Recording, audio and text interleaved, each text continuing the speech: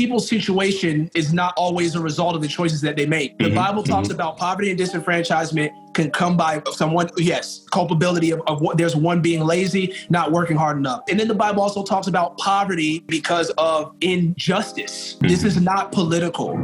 Every one of those things should be spoken to because God speaks to all of those things.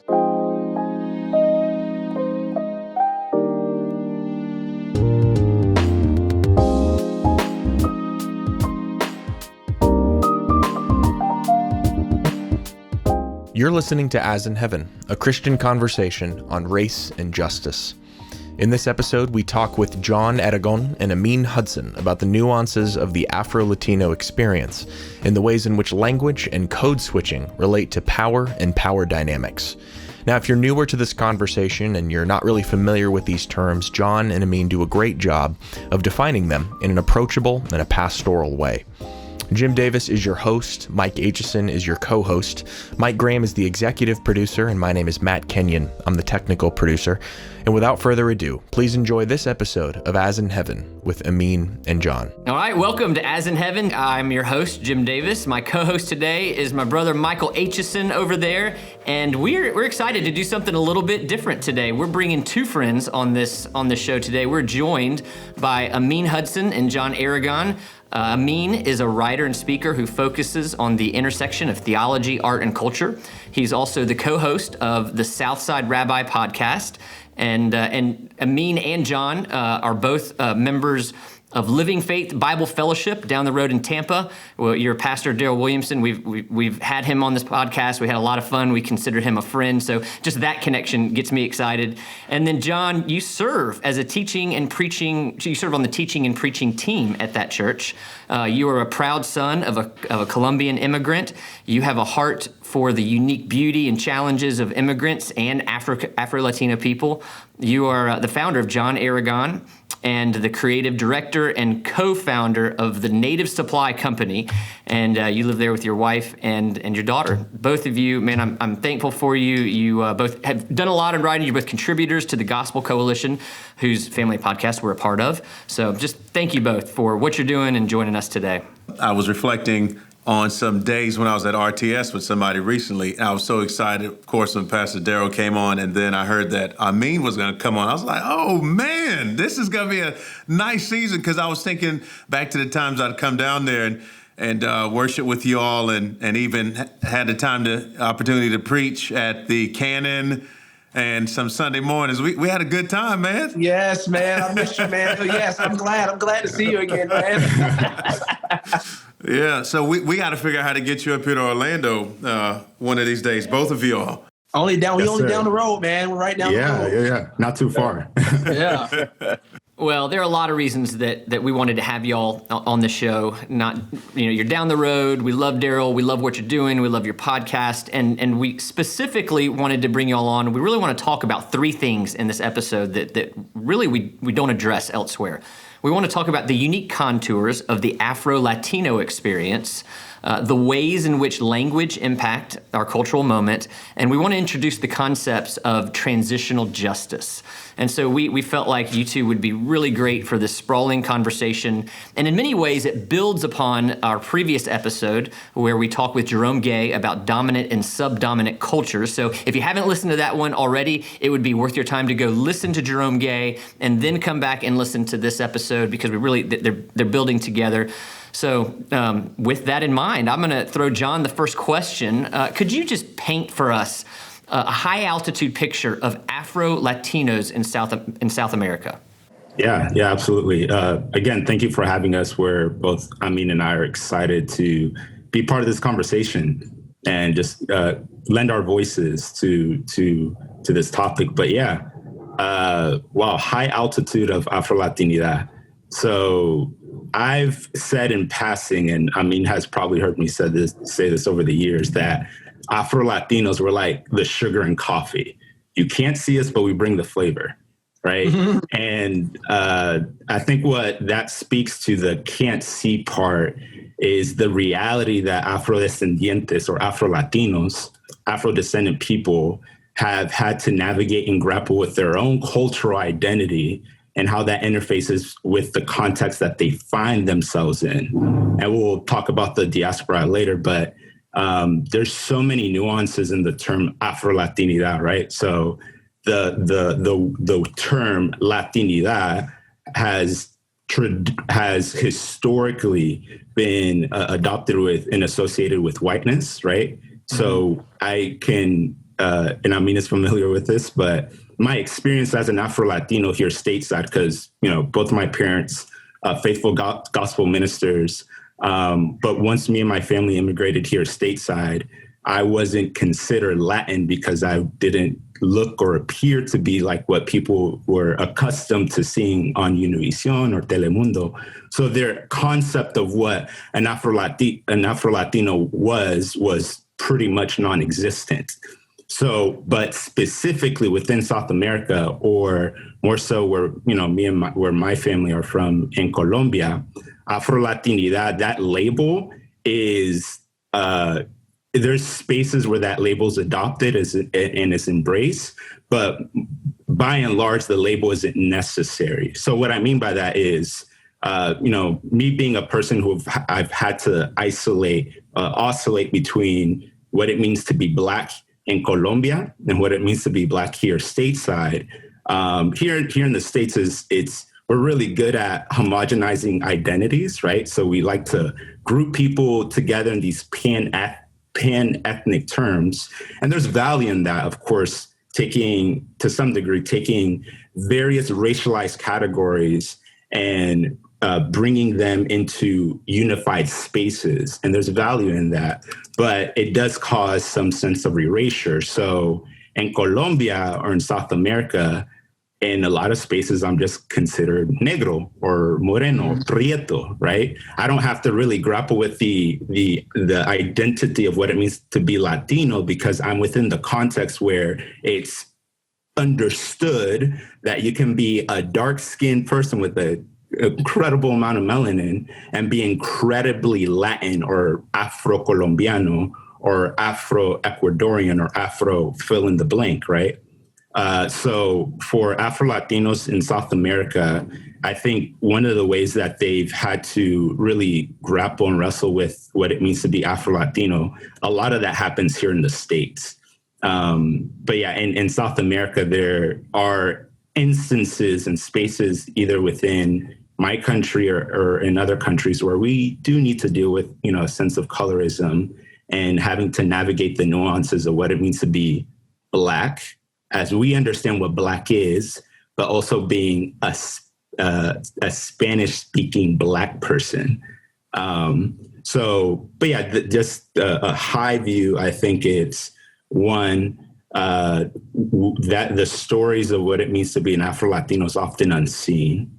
And I think that's one of the things that Afro-Latinos for centuries have had to deal with. So I really appreciate the way that you set that up and you distinguish between Afro-Latinidad culture and maybe an African-American here. So when you're now, in America, you said you have both cultures and you grapple with your identity. Can you kind of drill down a little bit on that? What is it? How would you process your identity versus an African-American who spent his whole life, maybe generations here? Sure, yeah. So I've been told from people, not just in all the places that I've lived here stateside, that I'm not Black. Now, those who are just listening to the podcast know that I'm a very dark-skinned person. So I think one of the ways that we can think about this is that here stateside, we have created a construct of what it means to be Black. So it's not just associated to skin complexion, and included in that is also this experience of what it means to be a Black person in America. But it's in spaces, it's become a politicized word. So, for example, when me and my family, we immigrated here stateside in Colombia, Black skin, or at least in Cali, Juan Manuela, Black skin is adored, it's praised. Yes, there's Black erasure. Yes, Colombia did have a Black president And that was in large part erased from the history up until a few years ago, where he was really engrafted into the history books. But in Colombia, by and large, in my experience, Blackness was embraced and celebrated. Coming here stateside, that was completely different. So I'll share this quick anecdotal story for you. So put yourself in the shoes of a young 13-something-year-old young Afro-Latino who is proud of his cultural identity, which is, he's a Colombian. And now he's here stateside having to grapple with what it means to be Black. So I was then at that time learning English because Spanish is my first language. And I wasn't fully embraced by African Americans because I didn't act Black enough. So that was one cultural hurdle that I had to really learn how to navigate over the years. Mm-hmm. But also, I wasn't really embraced by the Latin community because I didn't look Latin enough. So for Afro-Latinos here stateside, for many of us, we're having to navigate the complexities of what it means to be Black in America, but also have this rich, diverse Latin history and heritage that is being clear to represent Afro-Latinos in our respective countries, but here stateside, it's either not embraced or understood. So over the years, especially as I was hitting the cusp of my adulthood, I really had to wrestle with what it meant to be an Afro-Colombiano or Afro-Latino in America, because the challenges here is very, very difficult. There's similarities because we know colorism is a global issue, but here stateside, navigating the nuances of what it meant to be Black and Latino, that took years. That took years of grappling and having to navigate and and unlearn and relearn what it means to be, or unlearn and relearn what it meant to embrace my skin color. And last thing, when I came here stateside too, it was one of the first times I started to be discriminated against as an Afro-Latino, being called, and any person of color can resonate with this. And this is why there's so many similarities between Afro-descendant community, which includes African Americans, and Afro-Latinos, which are part of the diaspora in all of South America. But having to navigate hearing either racial slurs or included with the racial slurs, people including expletives in their language towards me and my personhood, that does something to your soul formation. So I'm just thankful that I had, my father and surrogate fathers in my life to really help me find my identity, which included an identity formed in Christ, of course, but what it means to be a Black man, a Spanish-speaking Black man in America. Man, it's so sad to me that you experienced no discrimination, and when you moved to the United States, that's when you began to experience it. If thinking back to South America, back to Colombia, I'm curious: are there linguistic differences or nuances that are unique to Afro-Latinidad culture or the cultural identity that are different from non-Afro-Latinos? Yeah, absolutely. There surely are. Though the majority of the discrimination I've experienced in my life has been here stateside, you see the same in South America, in Colombia, which was the context where my identity was shaped and formed. I mentioned earlier that Colombia back in the 1860s had one of their first Black presidents. And it took, more than 160 years for this president to be not just recognized, but really be a part of, the legacy and the history of what Colombia has had to experience for the last 200 years of their independence. In South America, I also think about there's certain spaces in Colombia that the term Latino or Latina are familiar, but they're not people who are of Afro descendant, that are part of the Afro-Descendencia aren't part of that group, right? So unfortunately, even so in South America, we still have an incredible amount of discrimination that we're having to learn and navigate through and understand the nuances of what it means to be a Colombian, but not really embraced by the community. So as I mentioned before, not only being embraced by the African American community, but not being embraced by the Latin community. And I've experienced this as I've gone back to Colombia in my adulthood. But my father would, not just in Colombia, but here stateside, would intentionally, in certain spaces, because he is experienced and has had to navigate it his entire life, intentionally speak in English because he knew he would be respected more as an image bearer if he wasn't seen as a Black Latino, right? So the same way we experience racialized conversations in America is almost identical in South America. So I've had to learn how to navigate, how to take off I can't embrace my Afro-descendant Afro-Latin identity here because it's not going to be respected. It's not going to be embraced. Therefore, I'm going to put on a persona where I can at least navigate the conversation in a way that's respectful and dignifying so that I can be acknowledged and seen. But linguistically, I think the term Afro-Latino is predominantly used here stateside.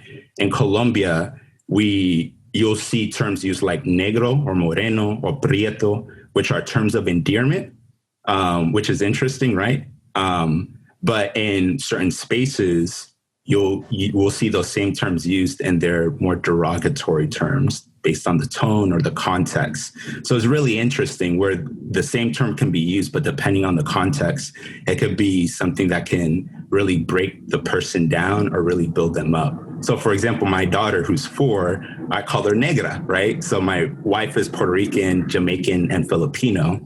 And my daughter has rich, beautiful melanin skin, and I call her negra to help reinforce that her skin is beautiful and it should be celebrated. So when she does hear that term in a derogatory way, she's reminded of, wow, that term I've heard. I grew up hearing my father use that term as a way to, as a form of endearment. So even as she grows into her teenage years, oh my goodness, and into her adulthood, as her dignity can be stripped from her either by other men or other people, when she hears that term, she's reminded that that skin is beautiful. So linguistically, that's one of the realities you see in South America as well. So you mentioned the diaspora, the Afro-Latino diaspora. This is something that I actually knew nothing about and had not engaged with, been exposed to until I had the opportunity to do some ministry work in Cuba, actually. But would you help explain some of the layers, explain what it is and some of the layers of that phenomenon? Yeah, of course. So, stateside, I think the understanding for some people can be during the transatlantic slave trade, the majority of slaves came here to the United States. I remember a year ago, I got invited to go speak at a school for Black History Month. The teacher who invited me was a Cuban. She was Cuban and she had a heart for Afro-Latino. So she asked me to come to speak to the entire school specifically on Afro-Latinidad. So there I am. I go to the school. I'm where the auditorium. I go on stage and I start, the presentation speaking in Spanish.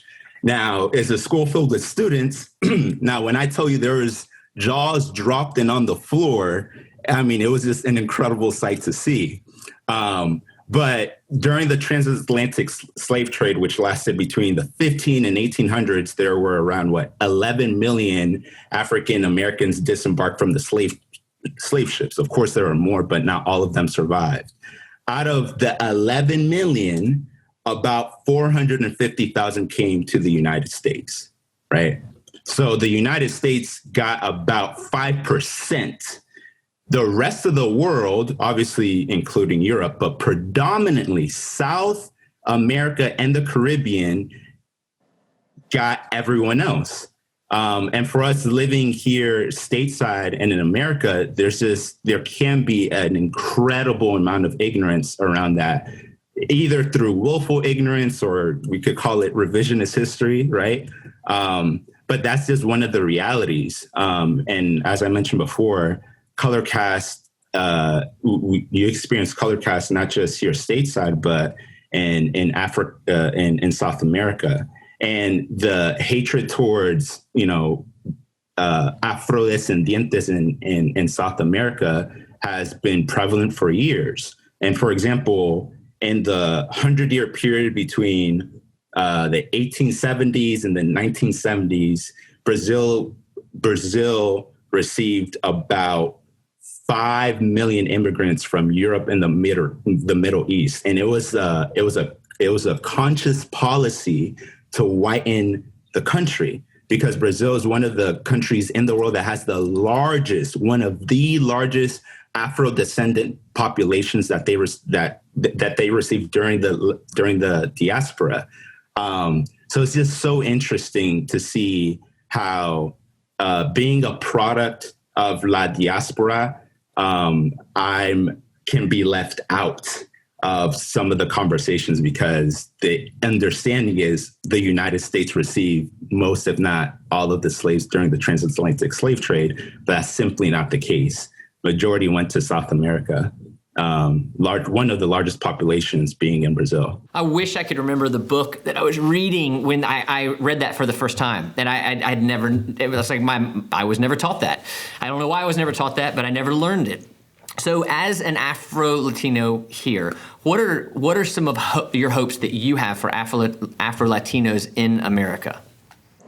I am I'm part of communities filled with Afro-Latinos, either, obviously here in our community, New York, I lived there for a while, and in Colombia.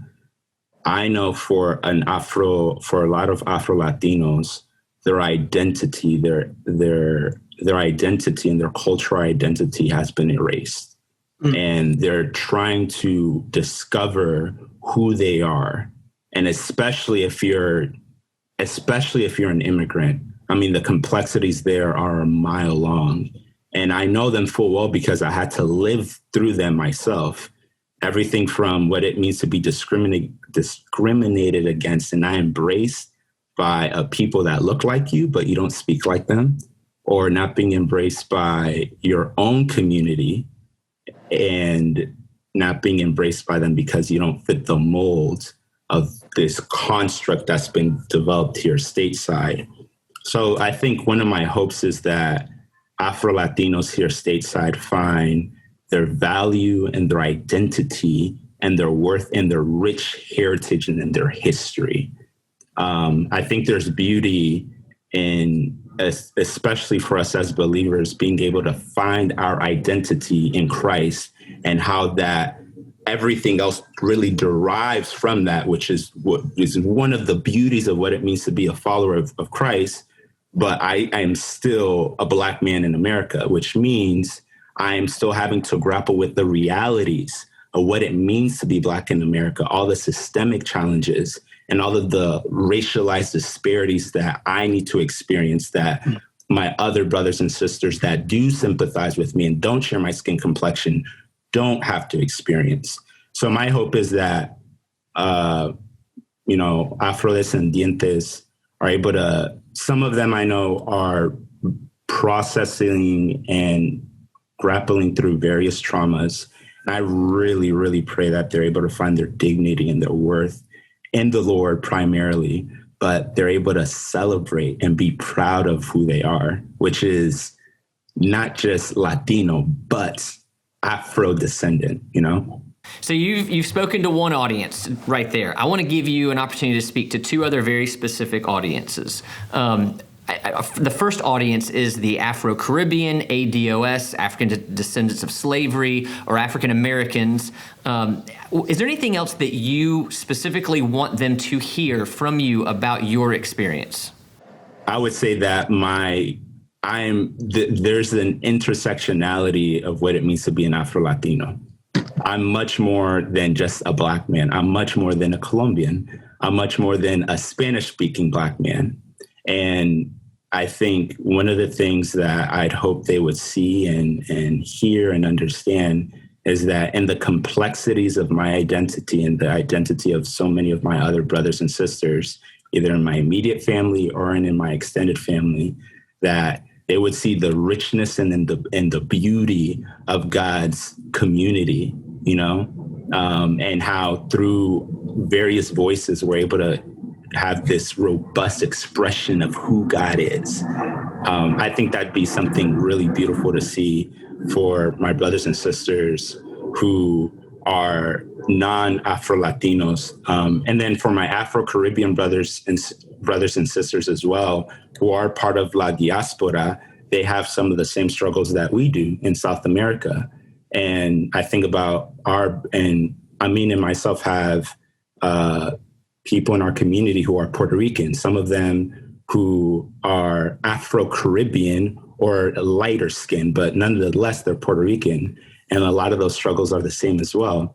But yeah, I think the only other thing I would add there is that I hope and pray that they would see the beauty and the complexities of God's people and his image bearers, and that they would see past all of the various ways that we're vilified and distilled into singular categories. All right, third and final audience, and I'm guessing this is the largest part of our listenership, is going to be white evangelicals. What would you like specifically white evangelicals to know about your experience as an Afro-Latino? Yeah, I think I would like them to know that being a person in America is difficult. I think I would like them to know that my lived experience as a Black man is very different from theirs. There's one couple, and Ameen is good friends with them, but there's one couple at our church who, they've been a godsend, and we love them. And in the midst of all of the current events that have been happening the last several months, the wife and the daughter came to me and my wife's house around like 9 p.m. at night. Granted, given the volatility of the season, our hearts dropped. What's happening? And here they are in front of the door, wanting to hug and embrace us, but because of the season that we're in, they couldn't.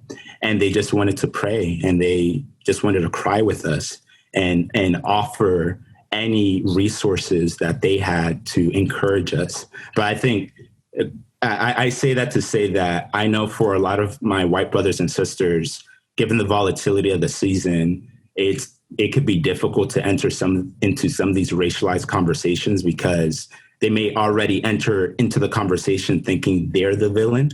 But I just mentioned that to say that I've experienced sweet community and sweet friendship with my fellow white brothers and sisters that see and understand these issues. And yeah, so as I was saying before, I think I want them to see and understand that my experience as an Afro-Latino is very different from theirs. And the ways that Black people or Afro-Latinos here stateside and in America have had to experience and internalize either self-hatred or the disdain that's used against us has an incredible amount. The effects are incredible. And I'm praying that as we're navigating these issues, we can see to it that we are dignified and we're celebrated regardless of our skin complexion, regardless of our color, because we are image bearers. So, yeah.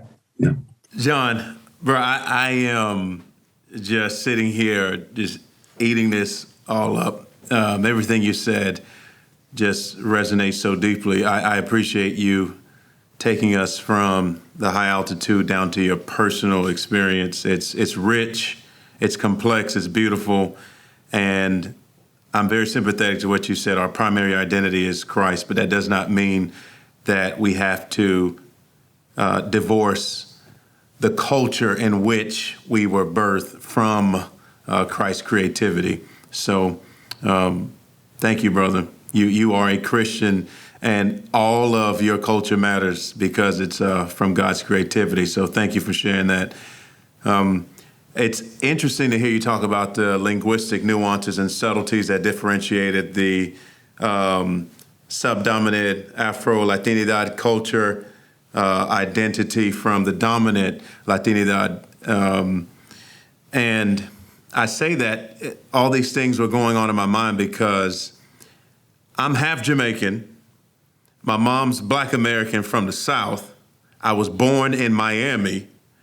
I've got Panamanian cousins, Cuban cousins. My first cousin is Malik Perez Wood, okay, Cuban, Irish, Jamaican. So I mean, everything you described about the Afro-Caribbean diaspora is true of my life. A party at home, reggae, soca, I mean, salsa, merengue, all of it, okay? And we're not even gonna talk about the food. But with that also comes the fun nuances and then the challenges of trying to figure out your place in the world. I found it to be more enriching as far as the challenges are concerned, as far as God's work in my life than something I'd want to dismiss, if you will. I was on a visit with my grandparents recently. This is on the Jamaican side. And we were just sitting down talking, and it's amazing how just in the short course of conversation, as soon as you walk in the house, it's like as soon as you walk in the yard, you're in Jamaica. I mean, from the tones, from the looks, from the expressions, to the stories that start, and just the different dynamics. And I think about that in juxtaposition to my African-American grandmother who grew up in the South, youngest of, I thought it was 14, evidently it was 18 kids. And there was a fascinating incident that happened. And when she was meeting my wife, who's white from Birmingham, Alabama, we were sitting down talking. And I was just, standard American English. Mom, I said, it's about, I called her mama. She's gone to glory now. I said, it's about two or. And she looked at me and said, two or? You mean two or?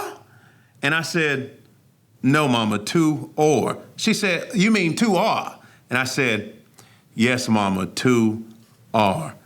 And it was almost as though a history lesson on English history, everything just converged in one moment.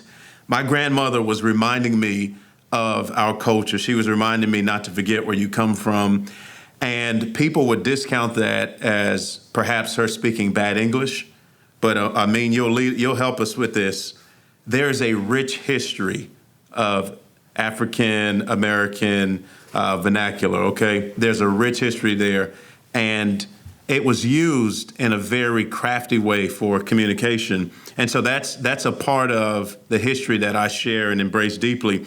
And so as we move into that space, Ameen, for those unfamiliar with the African-American vernacular English, hereafter I'll just say AAVE. Can you explain what it is and some of the history? Yeah, so AAVE, which it has an interesting history. I actually like the way that that Danielle Young put it. Danielle Young, she's a journalist. She actually calls it a Black linguistic experience that's used to describe a North American dialect of English by some Black people, right?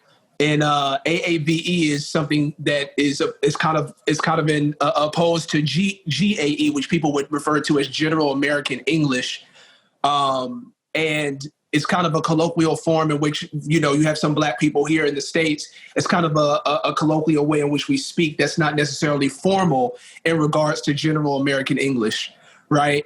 The history of AAVE is very diverse. There's not really a definitive view on how and where it started. Some folks think that it started with slaves and slavery. Other people think that it just developed out of modern English. There's not like a concrete way in which people talk about how it came to be, but we have it. and the thing about AAVE is that some of the history, when you think about the history of it, you see the inception of it. A lot was in the South, right, where a lot of Black people, a lot of Africans were slaves during the Great Migration. We started spreading And as that happened, the kind of dialect that we use in African American vernacular English started to change depending on where we were. So there's still general.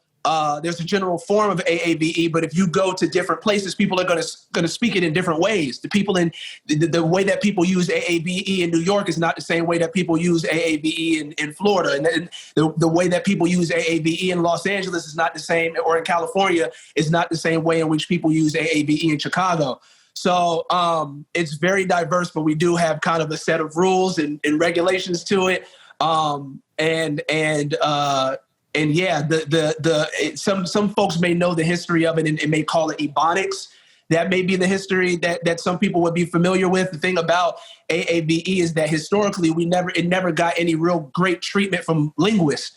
And now it kind of is. That's why now we're calling it African American Vernacular English, right?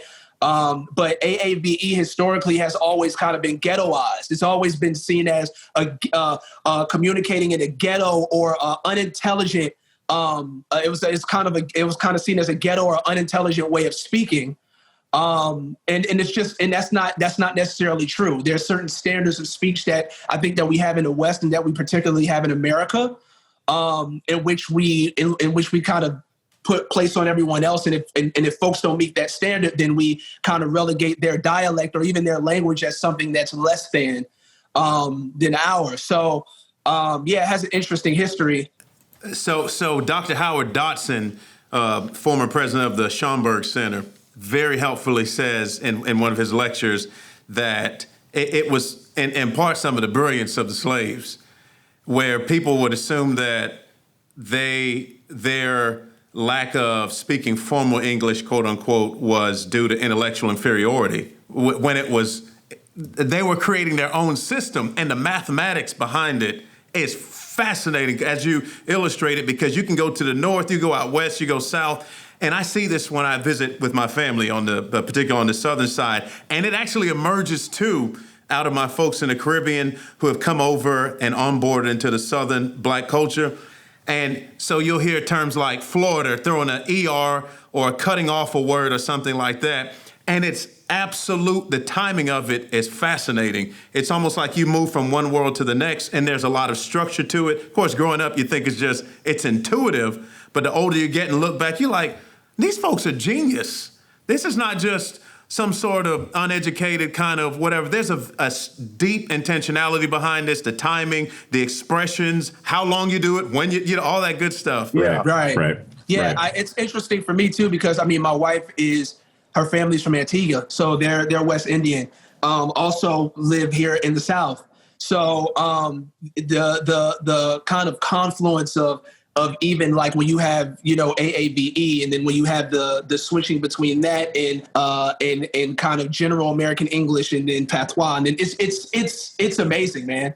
It's like being bi or tri-dialectical almost. So you know, and so for people to think that somebody that can do that is somehow unintelligent, less intelligent, or it's a lower way of communication or some kind of broken English, it's just not true. It's I mean, there's debates about if it's a language, but I mean, there's a whole system behind it.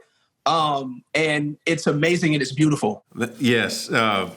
You talk about the patois and all the good stuff. It's amazing how from one dialect to the next, it changes the mood of the situation. It almost changes the entire context and the imagination, the things that it incites and invokes when you just go from one space to the next. And anyway, I was talking with Michael Graham about this, my brother, and we had a funeral down in Miami. And some folks from our family who had come over in the 70s were involved with caring for the person. And you could almost walk with a blindfold and hear the AAVE/patois being spoken, and you had a good idea of what year they came over. You can tell a person they were reared in Jamaica, but they lived a long time in our particular neighborhood, Richmond Heights for me, or South Miami or whatever, because you hear this almost third sort of dialect that emerges out of the patois and the AAVE is just fascinating. It's amazing. It's beautiful. It's beautiful, man. So this question is for both of you guys. So under what circumstances do you guys code switch from dominant culture English to AAVE or another dialect? Woo! You could go, Ameen. So, man, for me, first of all, I think that we have to, one of the things that before we even talk about code switching is that we have to recognize why we have to code switch, right? One of the reasons in which we have to code switch is for the very reason in which we just talked about, right? For when we think through this is that we as a society, especially here in America, we pay social capital to the way that people speak. So for general American English, we dole out, we assign meaning to the way that people speak. So if I'm speaking in general American English in certain respects, I'm going to be respected. And so I'm going to have to learn what kind of atmospheres and what kind of places in which I move requires which type of language I'm actually able to use. And that is actually come because we have essentially in America made general American English, which is actually, that's still even derived from another form of English. We have made that the standard of language or dialect in which we pay the highest amount of social capital to. So anything outside of that, we kind of deem it unintelligent, uneducated, poor, criminal. I think about how some of the Greeks thought about people that didn't speak Greek, that they would look at them as barbarians. There's some scholars that would even say that's kind of how it came to be, that people outside of our Greek-speaking language, we label them as monstrous, as barbarians, as savages, right? And we can kind of have that same relationship with general American English here in the States. And I think that for me, code switching, and I think that John will probably speak to this as well, is almost like living in the kind of double consciousness that Du Bois talked about, that I am a Negro and and an American. And I have to kind of navigate both of those waters. And I feel like it's like a double conscious of language, right? In my world, which is if I'm going back to Southside St. Petersburg, Florida, where I'm from, or I'm around people that's from my context, I can use AAVE without care. But when I come into the office or when I walk into the boardroom, or even if I sit down with a Christian publisher, book publishing company, now I have to switch to GAE in order to be taken seriously or seen as capable or seen as intelligent or trustworthy. And this is kind of why it could almost be, this is why it's kind of maddening when people talk about Black people being intelligent and they mention that their intelligence is being derived from them being articulate. So when you look at you may have a white person that would say, man, this Black person is so smart, they're so articulate. And it kind of usually what they mean by that is that they speak general American English very well. Right. And what makes them articulate is the mastery of the modern English language and them being able to master the King's speech. But why we have to be careful with that is because it kind of assumes that GAE is this standard for intelligence that's almost axiomatic. So if you're outside of that standard, then you're not intelligent. So but to go back to your question, like I said, if I'm in a boardroom, if I'm at even sometimes if I'm at a conference, if I'm at a publishing company, it depends on the situation.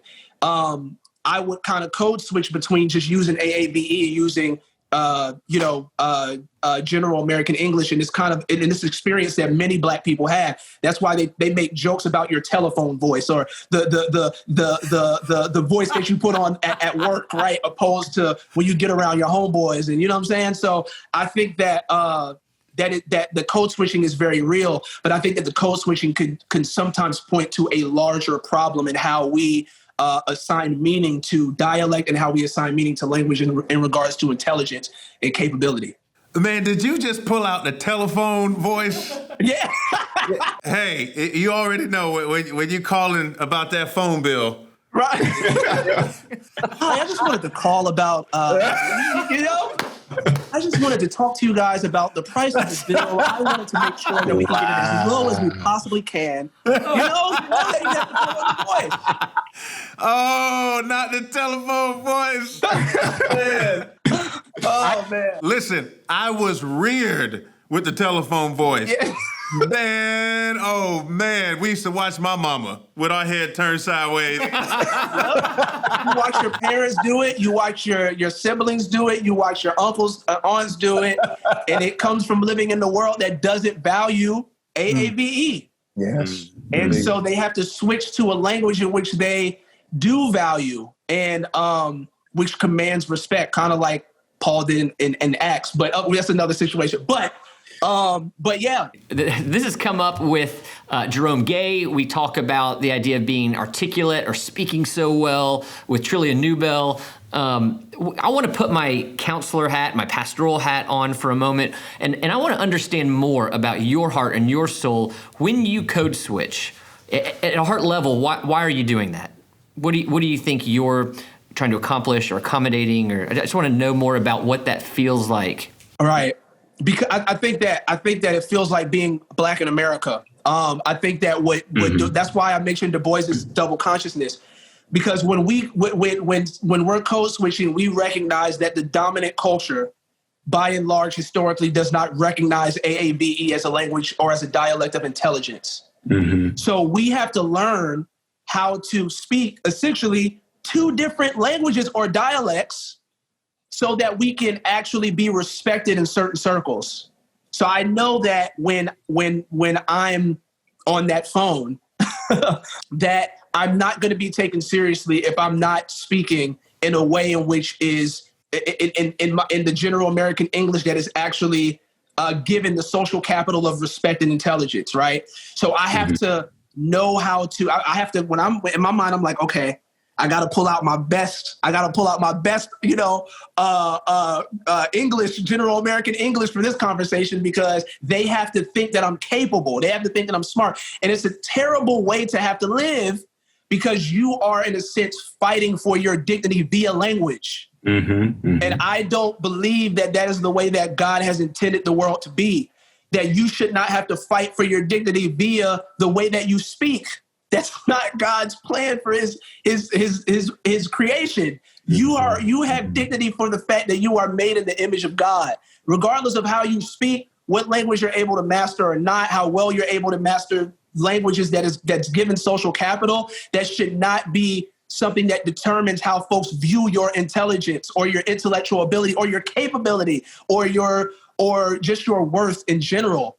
And I feel like we have lived in a world in which we were like fish in water. We were raised in knowing that we have to code switch. It's normal for us, but it should not be normal, right?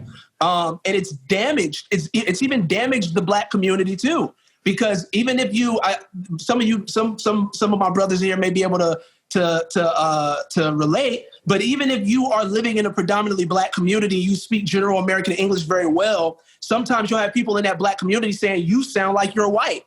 Right? Why do you talk white? Mm-hmm. And that comes from a larger narrative of general American English, and not only being seen as the standard English that or dialect that has all of the social capital, but the dialect that is only mastered by white people. Mm-hmm. And to the point that when that even Black folks can be taught to that kind of language is white language, right? So in some respects it could be true. But I think that in our hearts, I think that what is really happening is that we are fighting to be heard, and we are fighting to be valued and respected. And I think that that has to change. And I think that it's kind of starting to change. I think that the tide is starting to turn, but it could be turning for the worse, because now AAVE is kind of being appropriated. I mean, with internet culture happening now, with hip hop officially becoming the biggest genre in the world, and hip hop is full of AAVE. Now you have predominant culture taking AAVE and essentially appropriating it and erasing those who are responsible for it. And so now more respect is being paid to AAVE in some circles, but the respect is being paid to AAVE apart from Black folks being the ones who have always wielded it. And, with the danger of almost any Black cultural product, appropriation is always a threat. And it's always something that that's real and is potentially harmful. Yeah. I mean, I would agree with those same sentiments. And then even speaking from like a heart level and what that does to someone's psyche, one of the things I've often asked my fellow brothers and sisters, if to help them understand the code switching or speaking American English, I would often ask them, what would it feel like for you going to a different country and having to learn that language and being seen as unintelligent because you're having trouble learning how to communicate words that you haven't even learned yet. So you haven't even made the synaptic connections in your head between an object and how something sounds, and already your identity and your worth is being devalued. So that's not only is that happening on an individual level, obviously, but it's happening on a corporate level within the Black community, especially within the Latin community. I've seen this so much, and it's incredibly heartbreaking. And now for people of color, whether you're a Black African American who in certain spaces you're having to speak standard American English, or if you're an Afro-Latino or a Latino trying to speak English, it's incredibly, incredibly debilitating. And you're having to wrestle with this duality in your mind between when do I say this? How do I say it? So you're measuring how even you sound and what you say before it even comes out of your mouth, because you know how it lands on people people can paint you in a certain light, either as intelligent, as someone who is eloquent with their speech and how they carry themselves, or someone who is characterized as someone, and how we've characterized people here stateside, and we've villainized the vulnerable to be unintelligible, and also people who don't have something to offer, something to contribute to a meaningful and substantive conversation.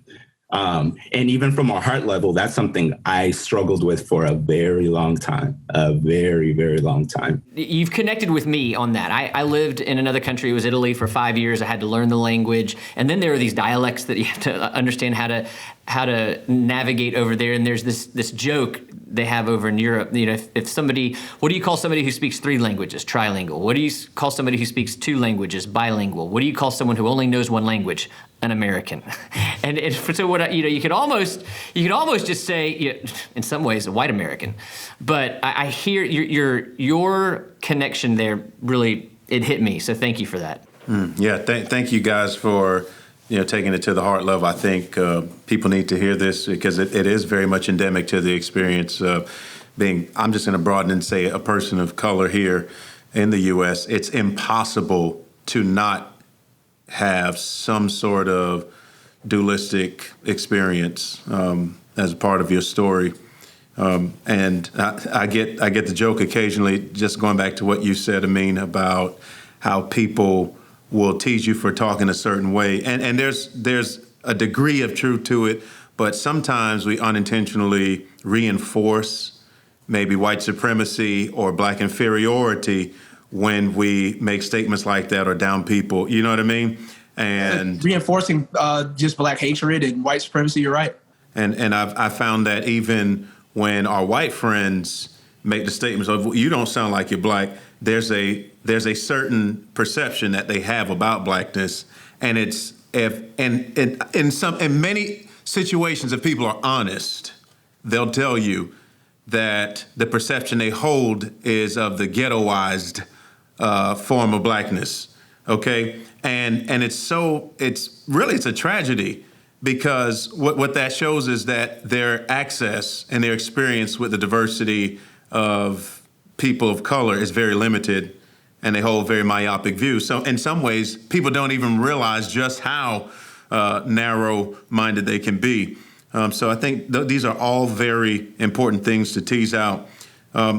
And you guys sort of moved us in the direction of thinking about how, folks don't quite understand that AAVE has very defined grammatical rules and standards, and it functions a bit like linguistic encryption. And so when people attempt to speak AAVE, but don't know the rules of the community. But the rules, then the community knows not to trust that person, right? And so let's move on to considering what the relationship between language and power is. So let's if you all could help us tease that out a little bit, both of you all. Yeah, I think that going back to what I said earlier, that if we recognize that code switching comes from power dynamics, then we'll see the relationship with language and power. If we recognize that those who classify what it is to actually speak correctly are usually those who make the rules, and those who make the rules are usually those who are in power, right? Which means that if African Americans have another dialect, that we usually have to conform to a society in which we speak another way in order to earn social capital, and even intellectual capital, which means that we're living in a society that assigns that type of capital to the general American English in which they deem to be the standard. Then I think that shows you how power can be used when it comes to language, right? That my AAVE is not seen as is not just as respected as your and even as our general American English. That I have to essentially switch myself up in certain situations in order to earn dignity, and that's directly connected to power. And I think that now, again, when I talk about the appropriation of AAVE, because a lot of people may not know that it's happening, but it is, especially online. There's a lot of in pop culture, there are a lot of Black people that are speaking to the way that AAVE is being appropriated by majority white suburban internet culture. And so now that things like that is even happening, and it's becoming in some ways acceptable, right? But it's being acceptable while erasing Black people from the actual dialect, then it also speaks to power. It also speaks to how those things could even be taken, kind of like what I think it was what Paul Mooney said, cute on them, ugly on us, right? And so it's kind of like how hair was done. Braids was seen as ghetto, and Kim Kardashian does braids, and People Magazine is like, this is fresh and edgy and it's awesome. But when Alicia Keys did braids, it was ghetto. It was urban and it was ugly. And I think that the same thing happens with AAVE, but I think also we can, with AAVE kind of being suppressed within society, not seeing it, not being seen as a dialect that fosters and shows intelligence, then we are essentially being suppressed. And I can't be my full self, because in certain settings, I have to switch out of my full self and go into the self that I know will be respected in regards to how I speak. And that speaks directly to, I believe, the power dynamics in society of those who set the rules and everybody else who has to kind of abide by their standards, because all language is made up. I don't know, we know that, but it's all, there's no standard. Like everybody's language and dialect should be respected. And so the fact that Black people have to think about ways in which they have to switch some dialect, the dialect in which they may use, not all, but a lot, in order to get respect, I think that it speaks directly to power dynamics that a majority culture could have. As a pastor, I'm curious, how does this play itself out in the church, in Christian community? I think about how God communicated his truth. He communicated with words, and that those words were interpreted and translated through different languages over the centuries. Mm-hmm. And I think there's something powerful to be said there. God communicated his truth and his word to a specific people within a specific context and within a specific culture.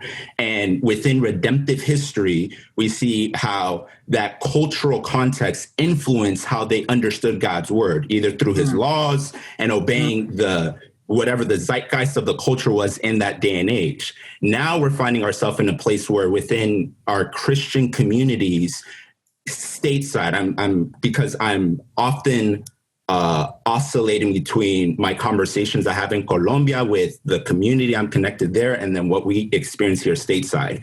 Stateside here in America is so interesting because in different parts of the culture, in different parts of the country, it's incredibly mixed. And there's this mixture of race and ethnicity and language. And as God's people become more and more amalgamated and we become a sancocho, to borrow a very Latin term, there needs to be an appreciation of the beauty and the complexities within language. And scripture speaks to this very clearly, especially in Revelation. And when we see this with Paul too, that it's not in the various calls for unity within the churches that he speaks to. It's not a call for uniformity, it's a call for unity, which speaks to an appreciation of the unique differences that God designed and created within different people group. That Amen. Some of those things were developed through, human ingenuity and insight, like language, right? And other things God, through his providence, instituted so that there could be a diversity within the experience of who God is. So I think about the American Christian experience.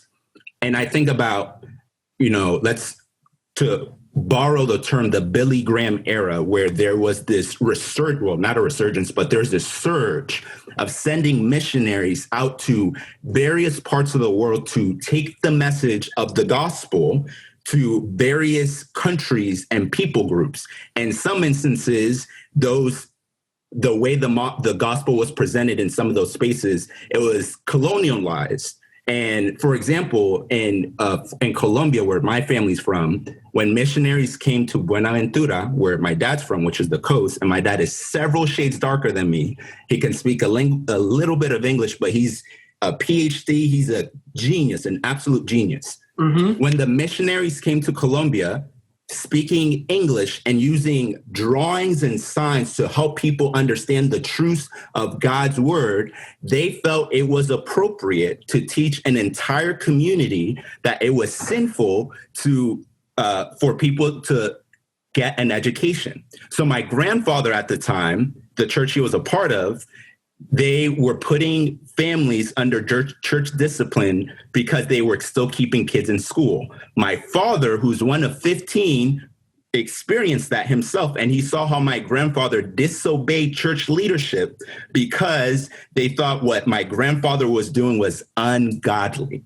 So now we think about here in the 21st century, we may or may not still, we're in COVID, but we may or may not still continue to send missionaries all across the globe to carry the message of the gospel. But now we're in a unique position where literally the nations are coming to us. Amen. We're experiencing a rich diversity of God's multicultural, multi-ethnic community here on the ground. Right. And Richard Sibbs talks about how God's people are like a garden. So I think about our community, our little cultural enclave, and all the various experiences that we are navigating through as a community, even this week, and trying to help people grapple and understand what's happening today in age. And I get a fuller picture of who God is when I'm able to sympathize with my fellow brother and sister who is from a completely different context, speaks a different language because their perspective on who God is completely different from mine. So what Richard Sibbs says, he says, when the God Spirit blows upon that garden, which is filled with lilies and roses and all types of flowers and herbs, it releases this sweet mixture, the sweet aroma, which is supposed to be this representation of who God is. So if my only experience of who God is limited to a very singular, homogenized community or context, I have no fear in saying this. There's something that's missing. You're missing out on what God is doing within his global community and even within multicultural, multi-ethnic contexts here in America. And the hatred or how people of color or various race and different languages are vilified here stateside is disheartening, and it grieves the heart of God. So when we think about the connection between language and power. And here stateside, we have predominant culture who owns, I'll use that word, owns the American standard language and is able to fabricate and engineer ways to put people who aren't able to adapt to the language as quickly as they would like to, it puts them at a disadvantage. So I think those are things that we need to consider within the Christian community as we think about language, power, and then also bearing in mind that our country is becoming more and more multicultural, multi-ethnic. And one more thing I'll add. The issues that our fellow brothers and sisters that are part of predominant culture that don't, either because they have proximity to the issue or not, they're going to have proximity. So for our fellow white brother and sister that doesn't feel the weight of a Black man being killed or doesn't feel the weight of an immigrant being deported, if their son or daughter in 10 to 15 years from now marries into a family of a Black man or an Afro-Latina woman, you better believe they're going to feel the same struggle, because then it becomes family. Then at that point, it becomes family. So within God's community, within God's redemptive community, of all various communities that we have here stateside, of all people, we should be offering compassion, love, care, concern for the vulnerable. So those are just some quick thoughts as I think about the connection between language, power, and how we should think about this in a pastoral way. Amen.